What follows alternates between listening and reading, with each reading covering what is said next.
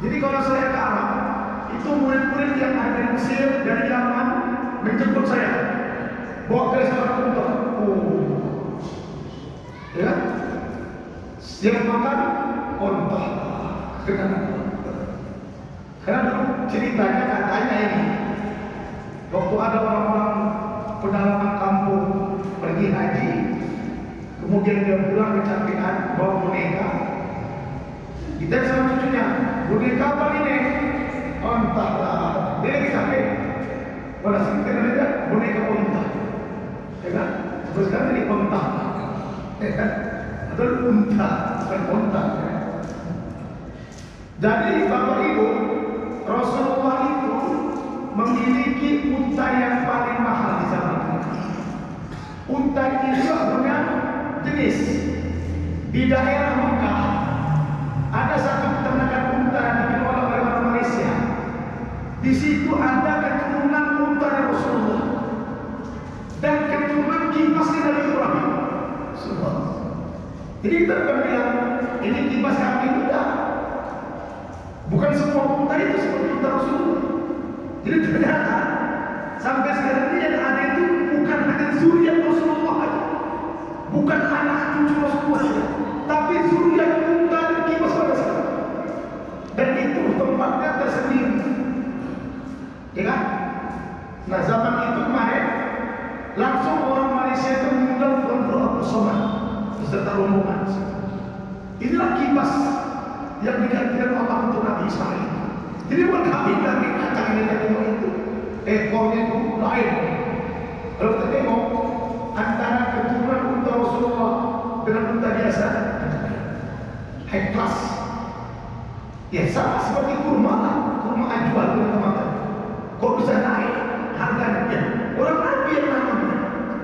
Itu hanya gara-gara Nabi yang nanam, dan sampai sekarang bibit-bibitnya itu aja menjadi kebanggaan. Ajwa.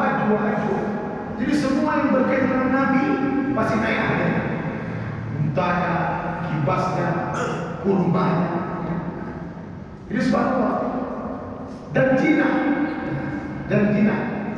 Unta ini sifatnya pencemburu. Dia mau itu memakan kepala kita, bukan digunakan. Tahu contohnya? Abang kepatahan belum awal. Dia nak pusok. Dan istimewanya unta ini kalau disembelih jangan ditiduri, berdiri aja. Lagi berdiri, begini kan. Itu mungkin yang nengok kalau yang pernah haji di Manhar, tempat penyembelihan. Jadi kita nengok ini orang legal nggak perlu digolek-golekkan. Oke itu Ustaz. Nah jawabnya Nabi begitu ngomongnya. Udah gitu aja, ya kan? Lebih aman. Gimana mau numbang unta kakinya panjang nih? Lembu ya bukan pantai kok. Lembu. Nah jadi gitu, ya. Jadi unta itu sifatnya pencemburu. Kemudian unta ini termasuk hewan yang menjadi mukjizat Nabi Allah, Nabi Saleh, yang keluar daripada batu gede. Ya, jadi ada beberapa hewan yang proses kemunculannya tanpa ada perkawinan dan peternakan. Tiba-tiba, pertama hewan ababil. Dari mana ababil seperti itu? Keluar, di mana sakarnya? Tarmim bil hijaratin min sijil. Dari mana itu? Nggak ada. Itu apa soal? Keluar. Apalagi laba-laba yang betul-betul buah Nabi. Dari mana itu betul-betul muncul? Merpati yang nengkel depan mulut buah. Termasuk akibasi Nabi Ibrahim. Termasuk untanya Nabi Ismail. Kalau anjing Ashabul Kahfi memang ada ceritanya. Memang anjing dijarang satu mereka, tapi ada ini. Unta yang termasuk ya dalam surah apa itu? Wasyamsi wa duhaha. Ya akhirnya fakazzabuhu fa'aqaruha fadamdama alaihim rabbuhum bi dhanbihim fasawaha. Insyaallah Bapak Ibu ada rezeki makan dari unta itu. Ya. Rasanya itu ya lebih kurang daging, cuma mungkin unta ya dimakan. Dan Nabi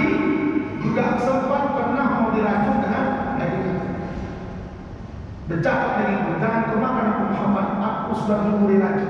Ngejemaah gitu ya. Jadi yang sudah masak bercakap. Tuh, kehebatan hewan-hewan yang ada di bawah.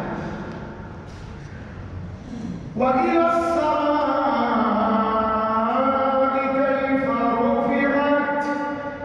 Artinya adalah dan bagaimana juga penciptaan langit.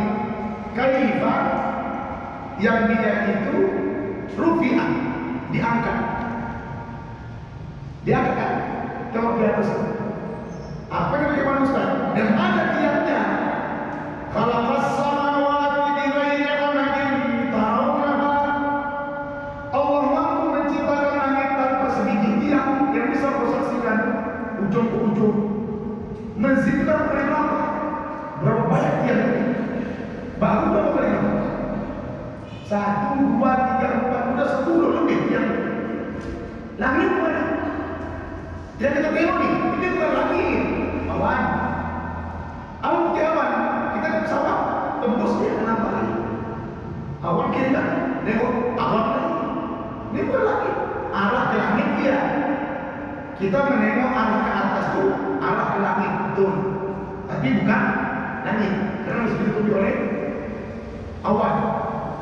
Ya, kata Imam Al-Ghazali, kalau kita merindukan seseorang, pandanglah langit, karena langit mampu menyampaikan rasa rindu itu kepada orang yang dirindukan.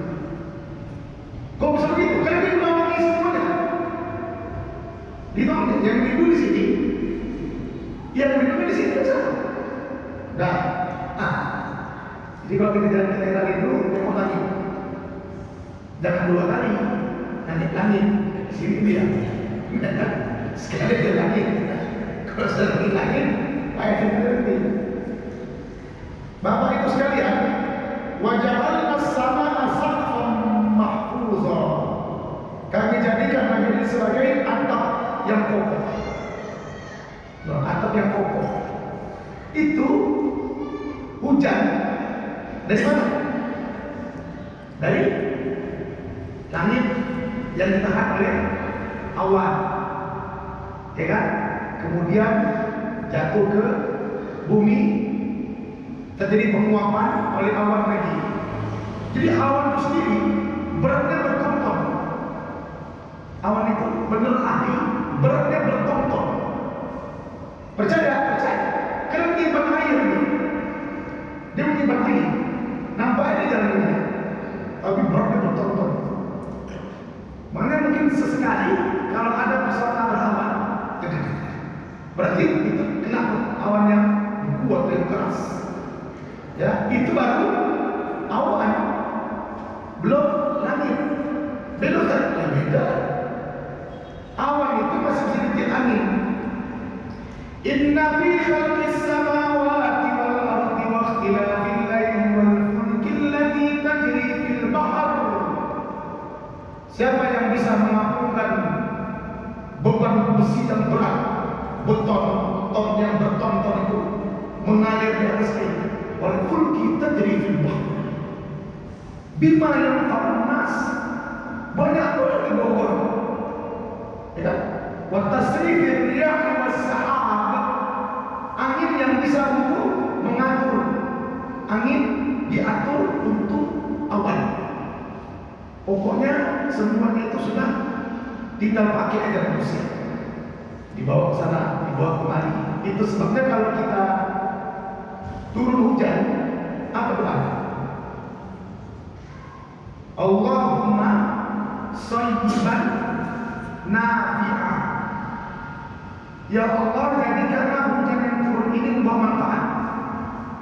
Kenapa Ustaz? Sebab 2 jam hujan tenggelam kita. Jadi mohon yang turunkan ini jangan bawa musibah, tapi bawa itu kalau kita terima. Kalau kita lagi mau ada acara mendung, kita maunya jangan hujan dulu. Macam mana? Ya ke ini Ustaz, ke tukang apa? Bawang. Ambil bawang, ambil cabai, campurkan tangan ke atas atap. Mau sama mati pengantinnya, syirik semuanya habis. Syirik selesai, nggak ada ampun itu.